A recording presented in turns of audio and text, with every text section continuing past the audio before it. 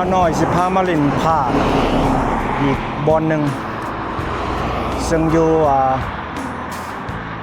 บ่ไกลจากบอลบ่าวน้อยอยู่ปานใดแต่ว่าอยู่คนละเมืองกัน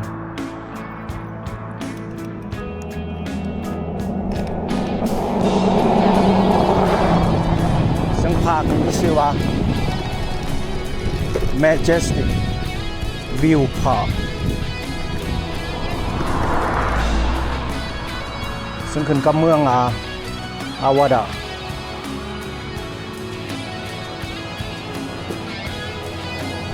เป็นภาคที่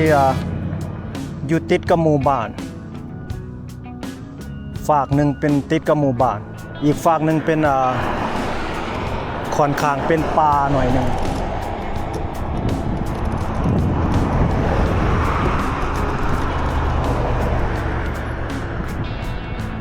Jefferson County Open Space Fund เอาละบ่าวน้อยสิลองเข้าไปเบิ่งบ่าวน้อยก็บอกเคยมาจากเทือซึ่งเป็นเทือทำอิฐมานี่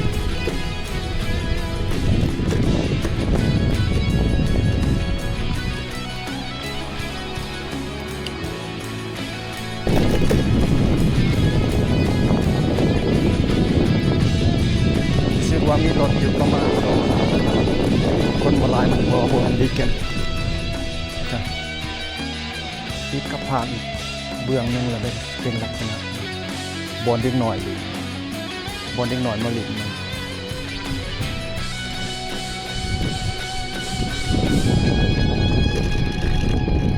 อันนี้มันบริเวณทางในภาคไว้ซะเส้นภาคในสี่เหลี่ยมอยู่แคมป์ห้องน้ำนะครับแล้วก็มีหนองเดี๋ยวบ่าวน้อยพาเข้าไปเบิ่ง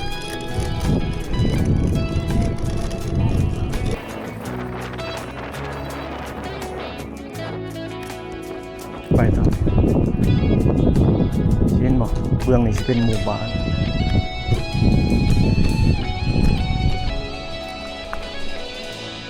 รายละเอียดนี่ลึกหมดแล้ว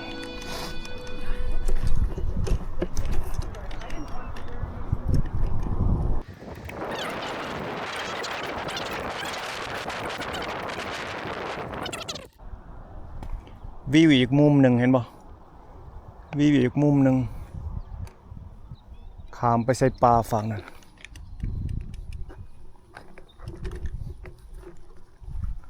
แล้วสิมีน้องอยู่ลุมพุ่นน้องหน่อยอันนึงอยู่ลุมพุ่นเป็นวิวทงหญ้าวันซะสวยงามเติบเป็นวิวทงหญ้าสวยงามไว้ทางเทิงนี่ก็สิเป็นเดินหญ้าให้คนมาเล่นแล้วก็ติดนั่นไปล่ะสิเป็นหมู่บ้านเขาเป็นบ้านคน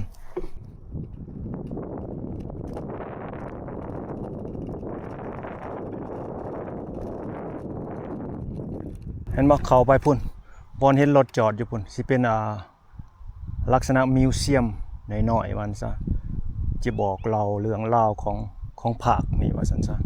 บ่าวน้อยสิบ่ไปบ่าวน้อยสิลงทางลงหลุมไปใส่หนองไปใส่หนองมันเป็นยังไงเป็นหนองน้ำอยู่นี่หนองน้อยๆ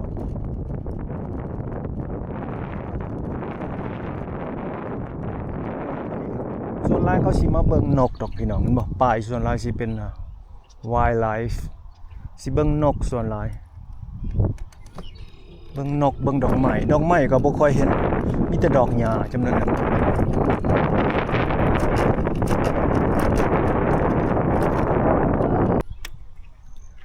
เรียบแคมทางรถนี่รู้สึกว่ามีทางยางลงไปหลุมนี่มาหน่อยสิลองยางลงไป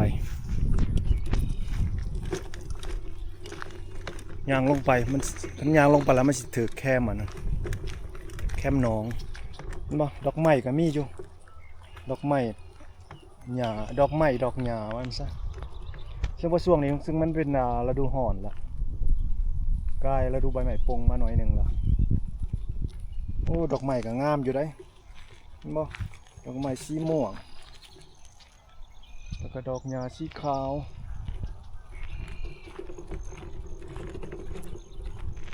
หลายเฮือนทั้งเทิงนั่นสิเป็นลักษณะมิวเซียมหน่อยจังได๋ขึ้นมาแล้วจึงไปแวะเบิ่งได้แต่ว่าปกติมื้อนี้เขาบ่ปิดเขาบ่เปิดมื้อ มือวันศุกร์เขาเปิดเห็นบอกส่วนหลายสิมีแต่นกดอกนกตัวดำๆอะอย่างนี้บอกเสียงห้องแก๊กๆๆอยู่เต็มนกหลาย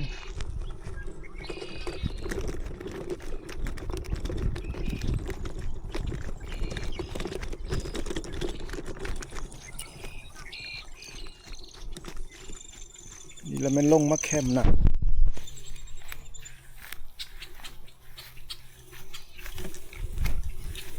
มาแคมป์น้ำหน่อยนึง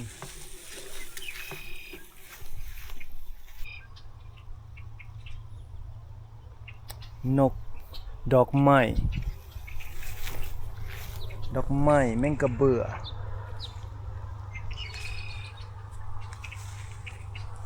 เห็นบ่แคมป์น้องเป็นปลาหญ้าปลาเล่าบ่บ้านเฮาโอ้แต่ว่ามือรู้สึกว่ามีปลาเด้อรู้สึกว่ามีปลาเอามาหน่อยสิคอยยางเรียบไปตามแคมป์น้องนี่หน่อยนึงแล้วจะขึ้นไปใส่ทางรถถีบขึ้นเรียบไปตามแคมป์น้องนี่นะผมรู้สึกว่ามีห้อยคนเนี้ยมันมีทางให้เฮายางนี่อันนี้ก็ต้นใหม่ใหญ่แคมป์น้องนี่แต่ในต้นใหม่นี่มีหูหลายหูนี่หมายว่ามันมีนกอันหนึ่งบ่ฮู้บ้านเฮาเอิ้นนกหยังมันเจาะหูกกใหม่แล้วก็เข้าไปเฮ็ดหั่งมาต้นไม้นี่ก็เขียวเป็นหมากเบิดแล้วล่ะดอกมันหล่นหมดแล้ว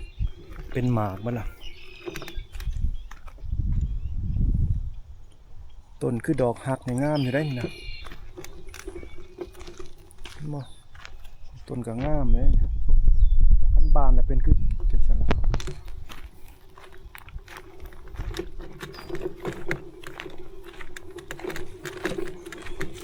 ปลาเล่าปลาท่ามมันซะ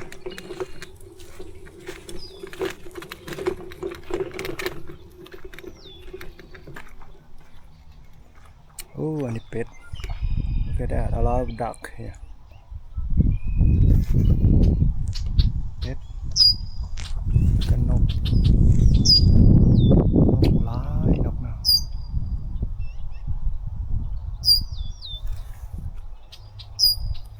เห็นแล้วก็รู้สึกว่ามีคนมานั่งเบิ่งนกอยู่นี่นั่งโบติ้งอยู่เห็นบ่นี่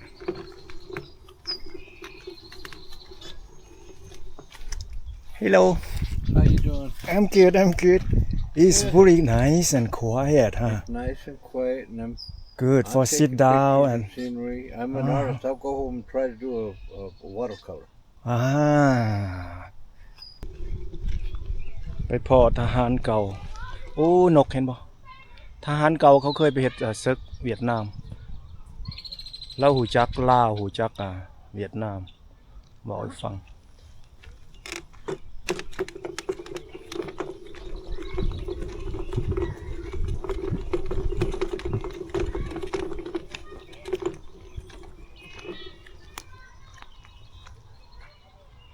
น้องหูซื้อก็มากสุดอยู่นี่บ่ค่อย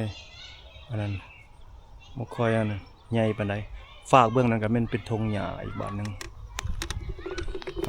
มาหน่อยสิโง่ขึ้นไปเทิงนี่แล้วไปพาไปเบิ่งบ่อ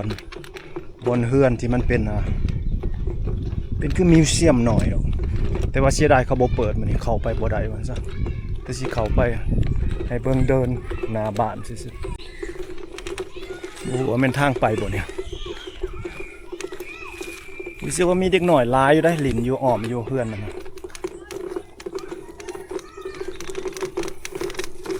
โอ้โหมันทางเขามาบนนี้นะ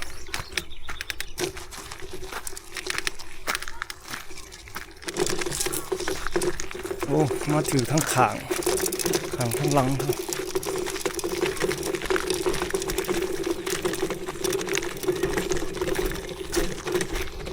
อยู่ข้างป่ายเขานี่แล้วมันสิมี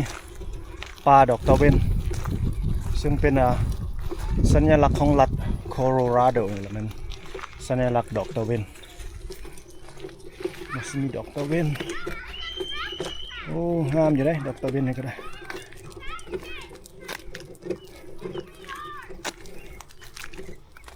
โอ้นกเขามีนกเขาแบบบ้านเราเลย เห็นบ่อันนี้ป้าย Majestic View Nature Center ว่าซะโอ้ดอกไม้นี่งามอยู่ได้เนี่ยเห็นบ่จักคือดอกอีหยังเนาะดอกไม้แปลกๆ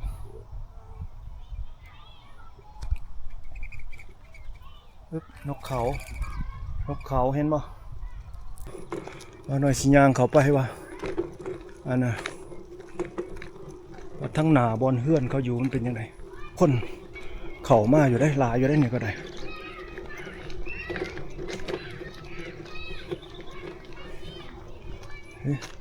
มันก็มีทางยางเข้าไปในผากข้างในจังไดบ่หน่อยสิย่างผ่านผากนี่น้อยๆนี่ให้เบิ่งดูกันสิเข้าไปทางหน้าเฮือนเขาก่อนว่าเป็นยังไงโอ้ดอกไม้เห็นบ่ดอกไม้งามดอกไม้สีเหลืองดอกไม้งามดอกไม้ปนดอกไม้ป่าได้เนี่ยดอกไม้ป่าปนดอกไม้ปลูกงามบ่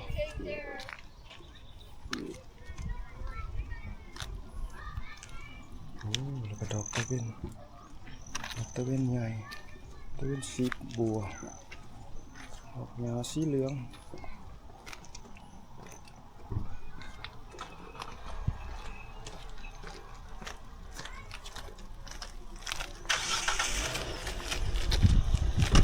โอ้ข้างบอนจอดรถนี่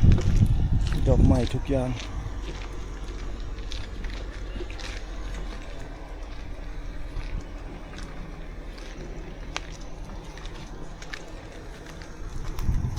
มาหอดทางหน้าเฮือนล่ะเดี๋ยวสิเข้าไปทางเขาบ่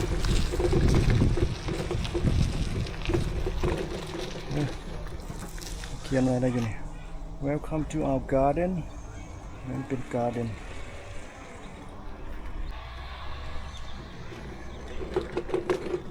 โอ้ยดอกไม้งามดอกไม้งาม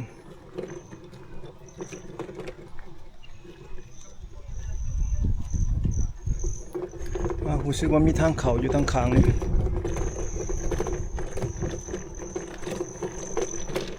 ดอกไม้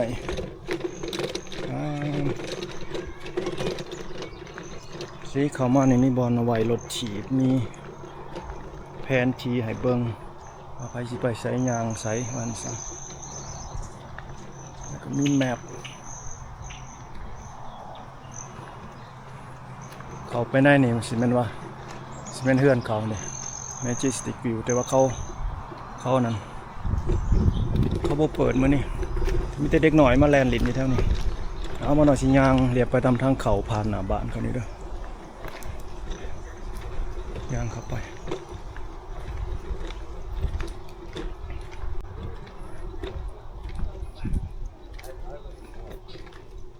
มีคนมาเล่นนี่เป็นพนักงานเนี่ย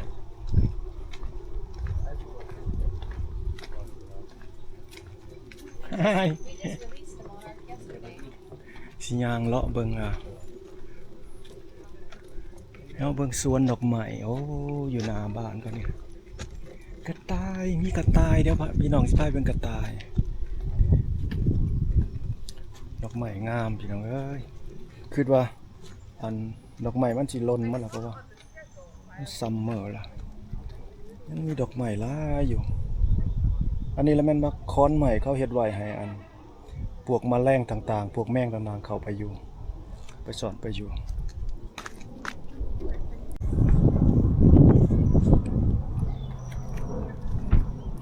อันนี้แล้วมันการ์เด้นเขาว่าเป็นการ์เด้นอีกหน่อย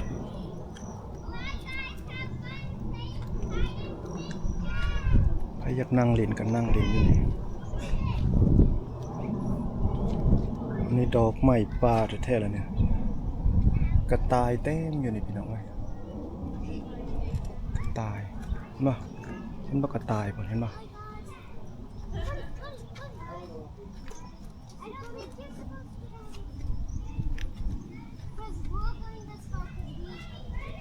อันนี้หมากยังนี่ต้นนี่มีหมาก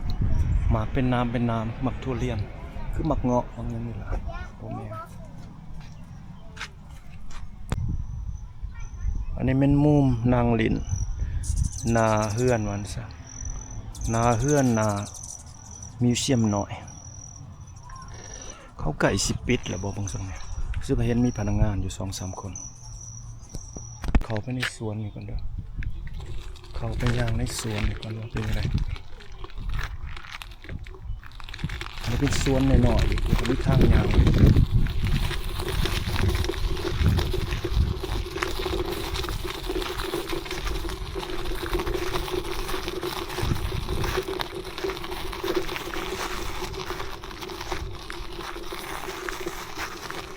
แต่ว่าในสวนนี่มีใครปลูกหยังดอกไม้ก็บ่ปลูกผักก็บ่ปลูกมีดอกไม้งามแต่อยู่หน้าบอนเฮือนข้างนอกนี่เป็นหุ่มไม้หุ่มแล้วก็ข้างกลางธรรมดาเขาปลูกผักปลูกดอกไม้แต่ว่าเขาบ่ปลูกเป็นฮาบิโตต้นไม้เก่าแก่อยู่แถวนี้ว่าซะเห็นบ่ต้นอันนี้ก็มีหมากแดงๆสำหรับนกมันกินเดี๋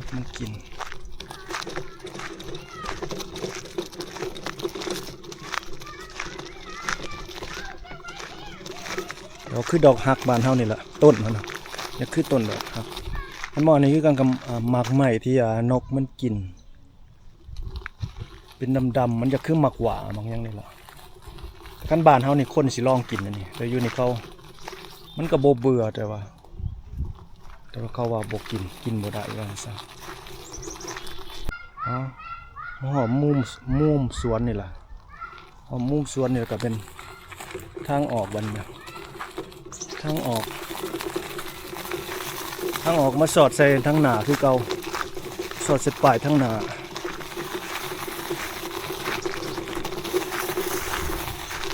สอดใส่ปลายทางหน้าแต่อยู่ทางหลังเฮือนนั่นสิเป็นบอนเด็กน้อยหลินได้ยินบ่เสียงเด็กน้อยหลินห้องอยู่บ่าวน้อยบ่อยากไปเพราะว่าเอาไปถ่ายวิดีโอบ่อยากให้มีเด็กน้อยอยู่โอเคมาขับทางหน้าคืนเมื่อกี้บ่าวน้อยย่างไปทางพุ่นจากนี้บ่าวน้อยสิลงไปตามทางมันสิมีทาง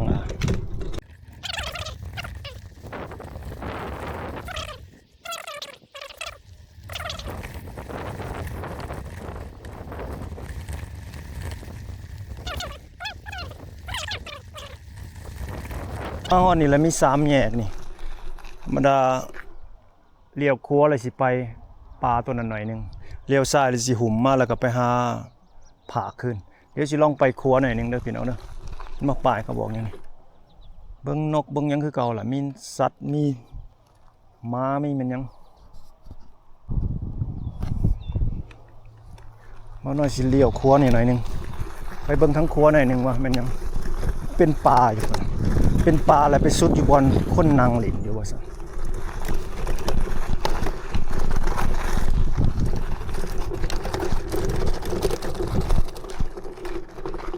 ไปได้บ่เนี่ย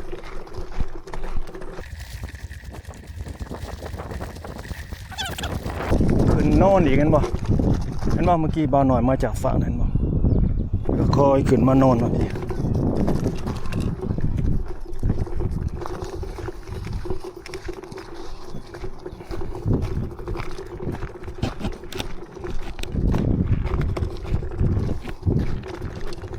รู้สึกว่าทางสุดนี่ไปสุดสายแดนของไผ่ผู้หนึ่งแล้วก็มีตั้งนั่งอยู่นี่เป็นภาคน้อยๆแต่ว่างามพี่น้องเอ้ยเกือบติดกับแคมป์ผู้ได้นี่นะแต่แคมป์ผู้นี่รู้สึกว่าบังต้นไม้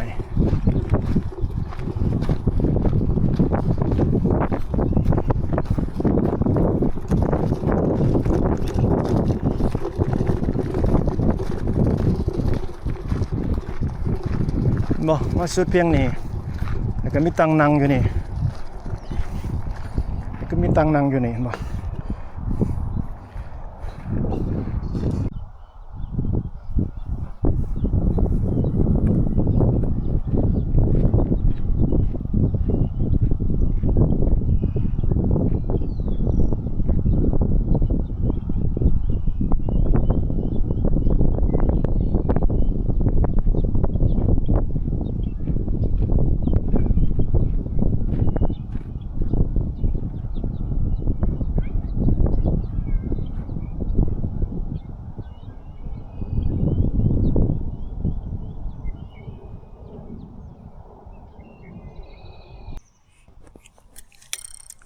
ละมาหน่อยสิยางลงไปคืนนี่นะ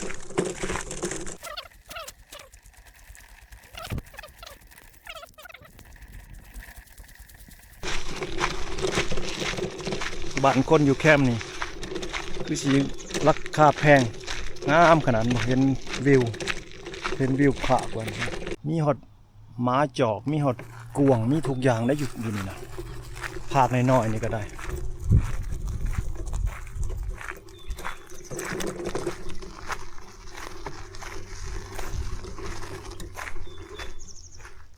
อันนี้บ่ฮู้ว่าดอกหยังมันเป็นเขียวๆเสร็จแล้วก็ตายเป็นดำๆไปมันมาเป็นปลาท่ามไปเนี่ยไปเลยนี่คือต้นเหล้าต้นอีสังนี่ล่ะบ่ฮู้ว่าอันต้นหยังบ้านเฮามีบ่ต้นใบแปรๆเนี่ยไปจนเป็นท่ามไปเลยสุดไปหมดเลยโอ้ดอกไม้นี่งามแล้วเห็นบ่คือดอกมะเขือเนี่ยคือดอกมะแข้ง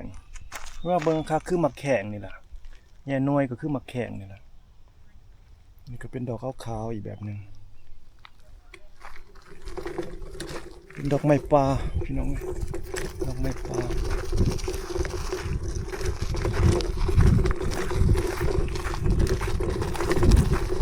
อาสิพายางเกี่ยวไปพุ่นบ่นี่นะ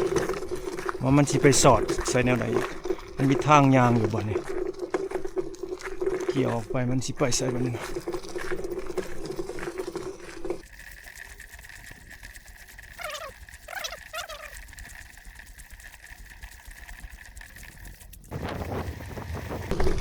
เทิงผู้หน่อยมันซะเป็นผากเทิงผู้หน่อยเป็นผู้เป็นเฮลอยู่อาวาดาอยู่เดนเวอร์นี่พี่น้องมันบ่แม่นเป็นดินเพียงมันงามไปด้วยผู้ด้วยเฮลเห็นบ่ขึ้นมาเทิงนี่ล่ะขึ้นมาเทิงสูงหน่อยนึงล่ะเห็นบ่บ้านคนอยู่หลุมพุ่นเห็นบ่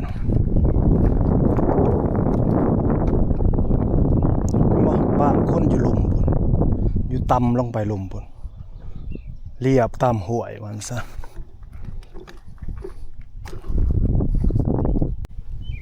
มาหน่อยสิไปต่อรู้สึกว่ามันเป็นเขาไปสอดใส่หมู่บ้าน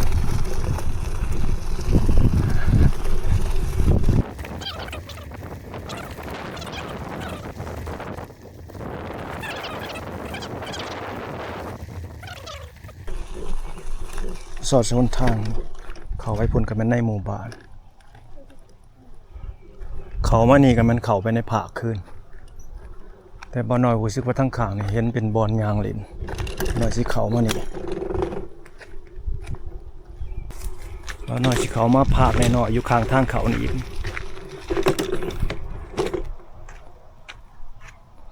ให้มาทาบ่น้อยเขาไปคืนพุ่นแล้วไปเจอใส่เฮือนบอนเก่าที่เฮาผ่านมาเมื่อกี้เป็นเฮือนเป็นมิวเซียมหน่อยเป็นสวนต่างๆอันนี้สิมีเป็นภาพหนึ่งอยู่ข้างๆนี่ข้างทางเขานี่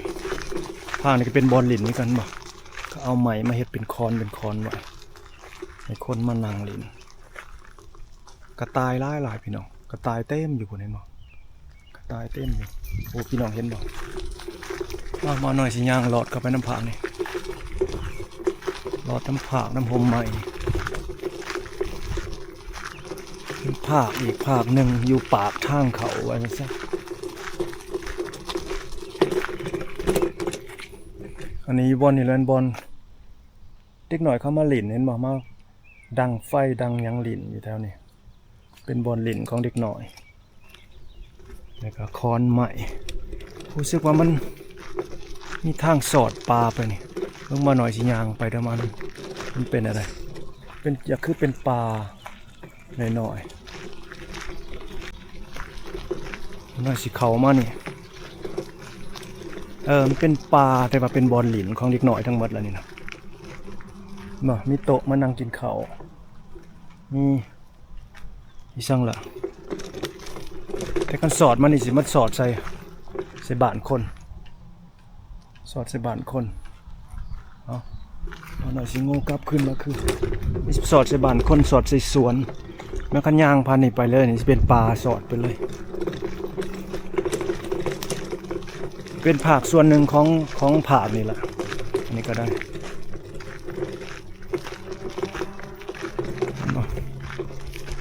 ย่างไปเรื่อยๆมีทั้งในเขาก็ไปปลูกดอกไม้ใส่พายางในกล่องโฮมใหม่มันก็ไปได้มันนักมืดโพดสีกระต่ายเห็นบอกพี่น้องกระต่ายหลาย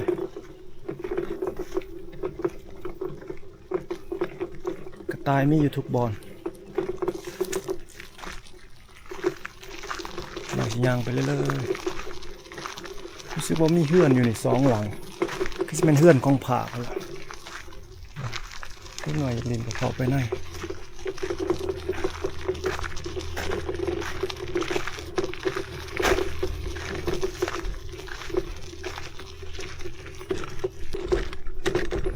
รู้สึกว่า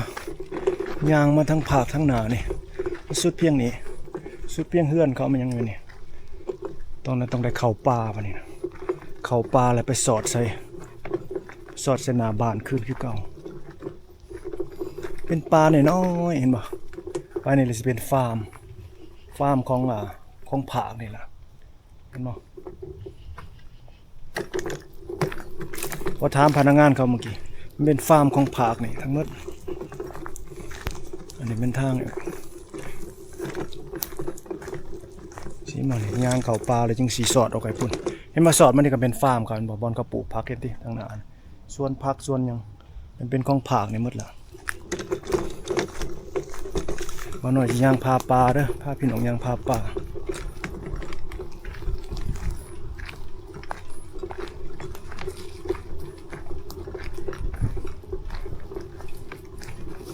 ปลาอยู่ในเมืองวันซะเห็นบ่เขาเฮ็ดเป็นสวนเล็กๆน้อยๆไว้ให้เด็กน้อยลิ้น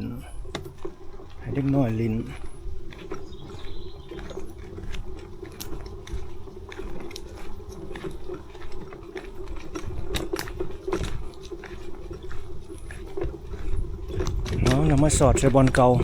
บอลบ่หน่อยแวะเขามาทำอิฐมันเป็นยังอยู่นี่บ้านซะมาสอดใส่บอลเก่านี่ยางปลาอยู่ในเมืองพี่น้องเลยเนาะบ้านซะโอเคมาหน่อยสิย่างโค้งเข้าไปหน่อยนึงไปเบิ่งดอกไม้หน่อยนึงเด้อดอกไม้อยู่มุมนี่หน่อยนึง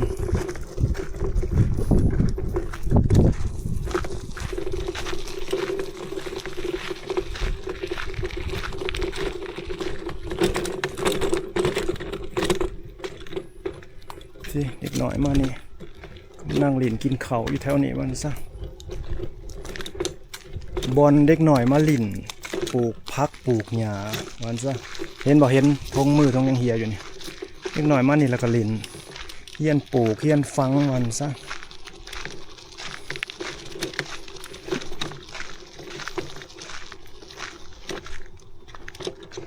เอาละบอลน้อยสิออกไปคืนแล้วก็จึงเข้าไปนะจึงสิเข้าไปบอลมิวเซียมหน่อยแล้วจึงไปสอดเส้นทางเขามา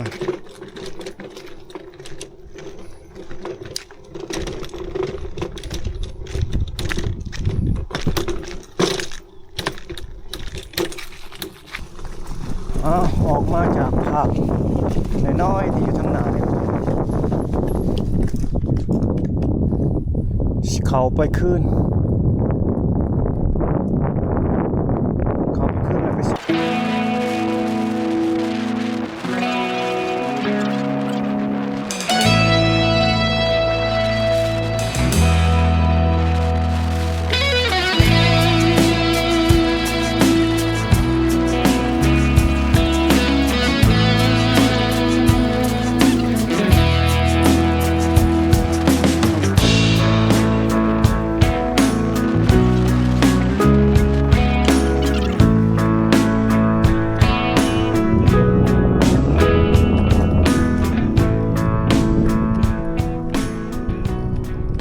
บนทางเข้ามาแล้ว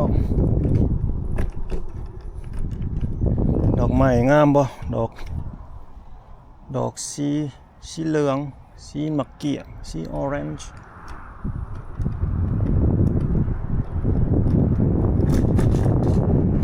เอาล่ะพี่น้องเอ้ยคลิปพามาเที่ยวพาร์คนี่ Majestic Park เอาไว้เพียงเท่านี้ก็น้องพี่น้องเนาะพอกันไหมคลิปหน้าอย่าลืมฝากกดไลค์กดแชร์กด subscribe ด้วยพี่น้องเด้ออ้าวพบกันใหม่บ๊ายบาย